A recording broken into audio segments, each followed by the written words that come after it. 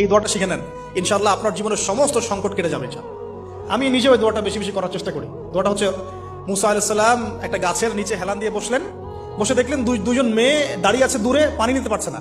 লোকজন পানি নিয়ে যাচ্ছে, ওরা দাঁড়িয়ে আছে বেচারি। মুসা আলাইহিস সালাম গিয়ে বললেন, কি সমস্যা আপনাদের? এটা নিয়ে আপনারা আবার মেয়েদের সাথে কথা বলার চেষ্টা করেন, ঠিক আছে? তো মাহারাম গায়রা মাহারাম মেনে চলে। তারা বললেন যে আমাদের বাবা অনেক বৃদ্ধ মানুষ, আমরা পানি নিতে পারি না যতক্ষণ না আমাদের কম পানি নিয়ে চলে যায়। মুসা আলাইহিস সালাম একটু বললাম না, ফিজিক্যালি খুব স্ট্রং ছিলেন, থাকে না বডি বিল্ডার, সামনে গিয়ে কথা বলে সরব পানি দিতে দাও, তখন মানুষ একটু মূল্যায়ন করে না।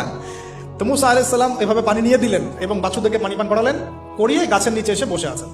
বসে বসে তিনি দোয়া করছেন, এই যে দোয়াটা তিনি দোয়া করছেন, রব্বি, একটা নেক কাজ করলেন, নেক কাজ করলেন না, মানুষের উপকার করলেন, নেক কাজ করে এসে গাছের নিচে বসে দোয়া করছে, আল্লাহ এখানে তো আমার খাবার পানি বাসস্থান কিছুই নাই, আমি কি করব?